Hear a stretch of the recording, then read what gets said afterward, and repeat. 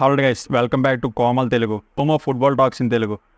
So Germany versus Scotland match గురించి మాట్లాడుకుందాం. So ఈ మ్యాచ్లో జర్మనీ టీం చాలా డామినేట్ చేసింది.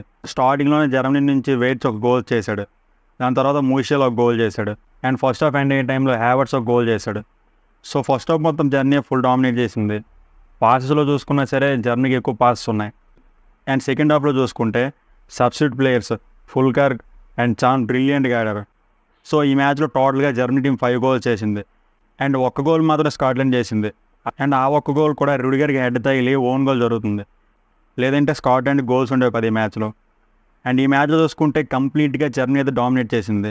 జర్మనీ టీంలో చూసుకుంటే అటాకింగ్ కానీ మిడ్ఫీల్డ్ కానీ డిఫెన్స్ కానీ చాలా బాగుంది. అండ్ ముఖ్యంగా మాట్లాడుకోవాల్సింది జర్మనీ మిడ్ఫీల్డ్ గురించి. టోనీ క్రూస్ కానీ మూషియాలా కానీ గుండు కానీ ఇద్దరు చాలా బాగా పర్ఫామ్ చేశారు. పాసెస్ అయితే ఎక్స్ట్రాడినరీగా ఉన్నాయి. సో జర్మనీ స్క్వాడ్లో చూసుకుంటే ఎక్స్పీరియన్స్తో పాటు యంగ్ ప్లేయర్స్ చాలా బాగున్నారు. సో ఓవర్గా టీంలోని ప్లేయర్స్ అందరూ బేర్ లెవెల్ కోసం అండ్ బేర్ మినిట్స్ నుంచి కనిపించే వాళ్ళు ఎక్కువ మంది ఉంటారు. నెక్స్ట్ మ్యాచ్స్లో జర్మనీ ఎలా ఆడుతో చూడాలి.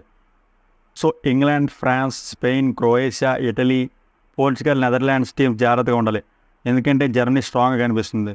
సో ఈసారి Germany team Euro title win అవుతుందో చూడాలి. వీడియోని లైక్ చేయండి అండ్ ఫుట్బాల్ చూసే వాళ్ళకి షేర్ చేయండి. And for more updates channel subscribe చేసుకోండి. Thank you everyone.